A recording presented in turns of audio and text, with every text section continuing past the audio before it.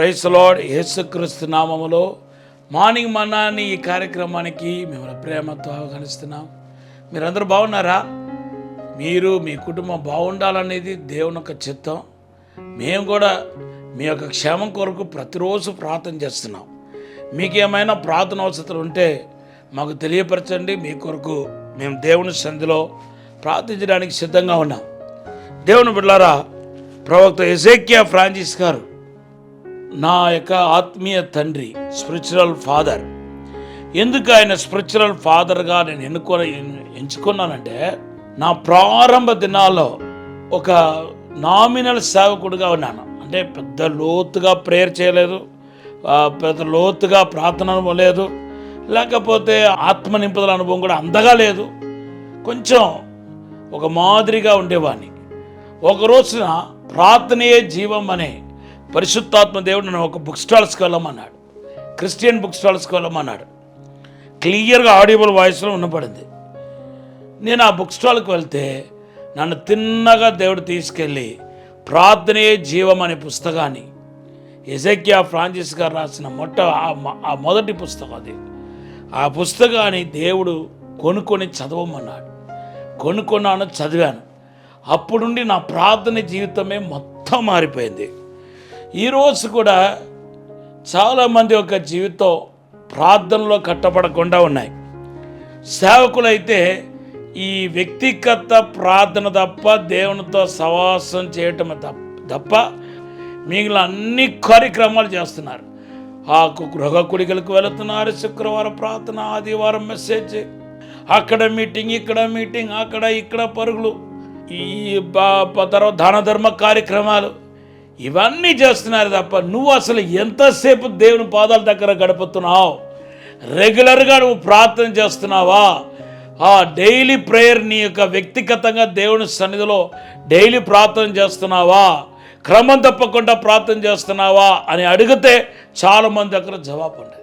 పోనీ విశ్వాసుల దగ్గరికి వద్దాం.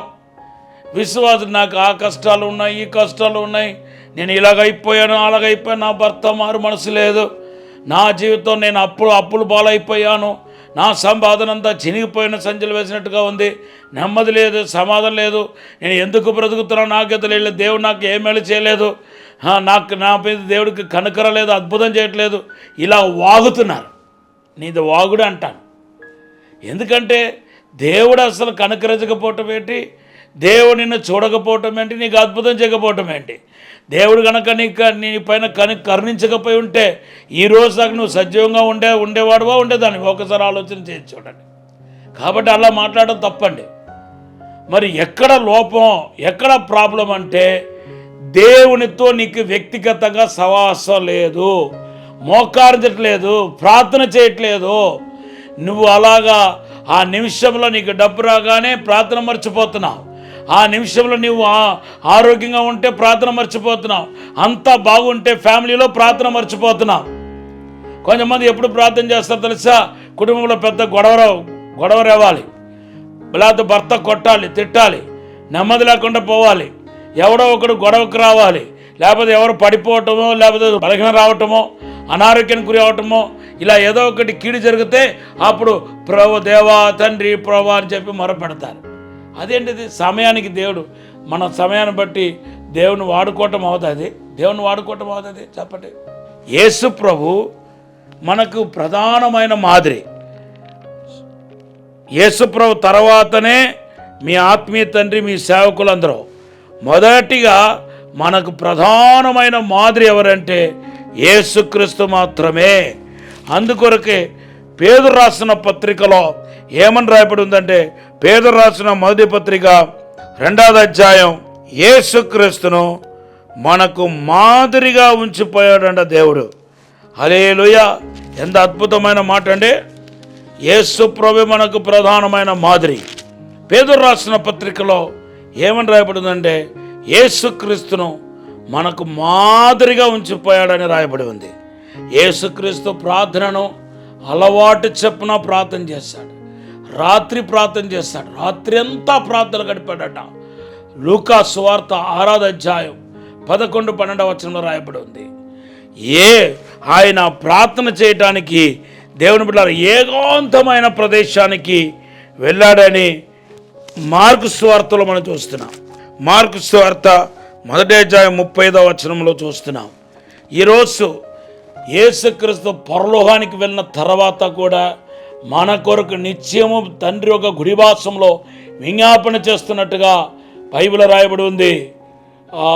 రోమపత్రిక 8వ అధ్యాయం 34వ వచనంలో. అవును, మనందరి కొరకు ఆయన ద్వారా ఎవరెవరైతే తండ్రి యొద్దకు చేరారో వాళ్ళందరి కొరకు నిత్యము యేసుప్రభువు వారు ప్రార్థన చేస్తున్నాడు.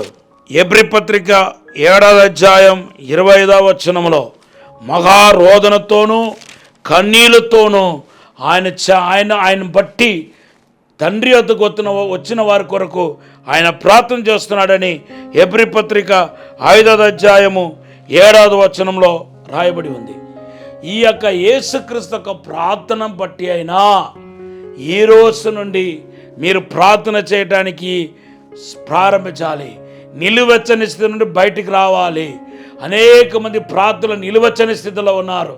ఎన్ని ప్రసంగాలు ఉన్నా ప్రార్థన చేయటం స్టార్ట్ చేయట్లేదు. తెల్లవారి ప్రార్థన తగ్గిపోయింది. ఉదయమే లేచి మీరు ప్రార్థన చేసుకున్న వాళ్ళు కదా, ఇప్పుడు ఏమైంది మీకు చెప్పండి? ఉపవాస ప్రార్థన చేసేవాళ్ళు కదా, ఇప్పుడు ఏమైంది మీకు? కుటుంబ ప్రార్థన చేసేవాళ్ళు కదా, ఎందుకు కుటుంబ ప్రార్థన ఆపేశారు మీరు? మీ పిల్లలు మేము రామంటే మీరు కుటుంబ ప్రార్థన ఆపుతారా?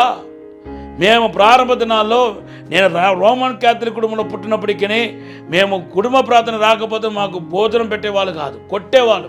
మా నాన్న కర్ర ఇరిగినట్టుగా కొట్టేవాడు. ప్రతి ఉదయం 4:30 గంటలకి మా ఊర్లో రోమన్ క్యాథలిక్ చర్చ్ నుండి మైక్ సెట్ వేసేవాళ్ళు, పాటలు వేసేవాళ్ళు, ప్రార్థన వేసేవాళ్ళు. లేవకపోతే ఒక బకెట్ నుండి నీళ్ళు తీసుకొచ్చి పోసేవాళ్ళు. అందుకొరకే మా కుటుంబంలో ఉన్న వాళ్ళందరూ మంచి స్థాయిలో ఉన్నతంగా దేవుడు దీవించాడు. ఇటువంటి భక్తి ఈరోజు ప్రొటెస్టెంట్ దగ్గర ఏమైంది? పెంతెకోస్తల దగ్గర ఏమైంది చెప్పండి? ఈనాటి క్రైస్తవుల్లో ఏమైంది ఆ భక్తి? సేవకుడే ఈరోజు ప్రార్థన చేయట్లేదు. ఎంత బాధాకరం. వ్యక్తిగతంగా ప్రార్థన చేయట్లేదు. ఎప్పుడు చూసినా నేను అక్కడ ఇక్కడ అని తిరుగుతాను. నేను కూడా బిజీగా తిరుగుతాను. నేను రాత్రి మీటింగ్ ఉంటే పగలంతా ప్రార్థనలో ఉంటాను, పగల్లో ప్రార్థన ఉంటే రాత్రి ప్రార్థనలో ఉంటాను. సో మీరు ఎంత బిజీగా ఉన్నా దేవునితో సమయం గడపటానికి మీరు నిశ్చయించుకోవాలి. యోహాను సువార్త 15వ అధ్యాయం 1-5 వచనం, నేనే నిజమైన ద్రాక్షవల్లిని, మీరు తీగలై ఉన్నారని చెప్పిన ఆ యొక్క సందేశం రిలేషన్షిప్ గురించి మాట్లాడుతుంది. ప్రార్థన చేయాల్సిన ప్రాముఖ్యత గురించి మాట్లాడుతుంది. నా అనుభవం నుండి కొన్ని మాటలు ప్రార్థన గురించి చెప్తాను ఈరోజు. దయచేసి దీన్ని నోట్ చేసుకోండి.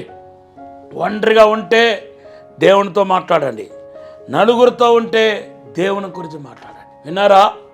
ఒంటరిగా ఉంటే దేవునితో మాట్లాడండి, నలుగురితో ఉంటే దేవుని గురించి మాట్లాడండి. ప్రార్థన చేయడానికి ఇష్టం లేకపోయినా ప్రార్థన చేయండి. ప్రార్థన చేయడానికి కష్టంగా అనిపించినా ప్రార్థన చేయండి. ప్రార్థన చేయకపోయినా పర్వాలేదు. ఆ ప్రార్థన సమయం అని కేటాయిస్తే ఆ ప్రార్థన సమయానికి అలవాటు తప్పిపోకుండా ప్రార్థనలో మోకరించండి. మీరు ఒకవేళ ప్రార్థనలో మోకరిస్తూ నిద్రపోయినా పర్వాలేదు. నిద్రపోండి నేను అంటలేదు, నిద్రపోవాల్సి వచ్చిన పోండి. కానీ మీరు మాత్రం ఈరోజు నాకు ఒంట్లో బాగలేదు, నేను ఈరోజు ప్రార్థన చేయలేను అంటూ ప్రార్థన సమయాన్ని ఆ యొక్క రెగ్యులర్గా క్రమం తప్పకుండా చేసే ఆ ప్రార్థన సమయాన్ని అలవాటు తప్పిపోకుండా చూసుకోండి. 4వదిగా జవాబు వచ్చినా ప్రార్థన చేయండి. మీ ప్రార్థనకి జవాబు రాకపోయినా ప్రార్థన చేయండి. వెంటనే ప్రార్థన వచ్చినా ప్రార్థన చేయండి. లేకపోతే దేవుడు ఇంకా ప్రార్థన ఆలకించకపోతే ఇంకా ప్రార్థనలోనే గడపండి.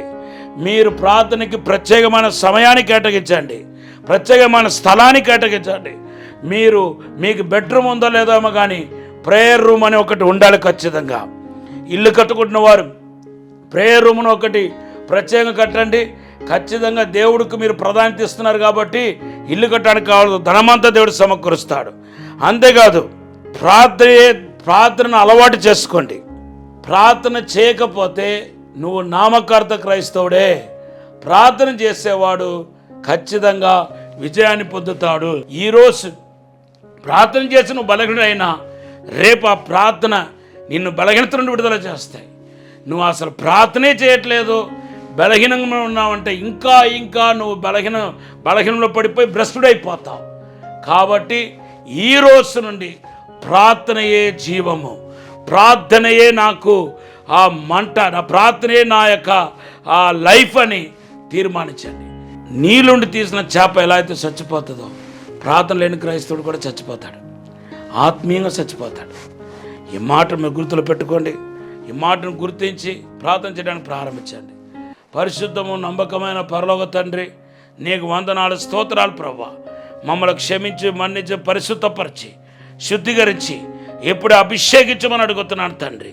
ఇప్పుడే ప్రార్థనాత్మతో నింపండి, విజ్ఞాపనాత్మతో నింపండి, దైవిక ప్రసన్నముతో నింపండి, అభిషేకముతో నింపండి ప్రభా. మీరే తాక్కుమని దీవించి బలపరచమని యేసు నామములో అడిగి వేడుకుంటున్నాము తండ్రి. ఆమేన్, ఆమేన్, ఆమేన్. దేవుడు మమ్మల్ని దీవించను గాక. జకర్యా గ్రంథం 12:10 మీ వాగ్దానం. God bless you.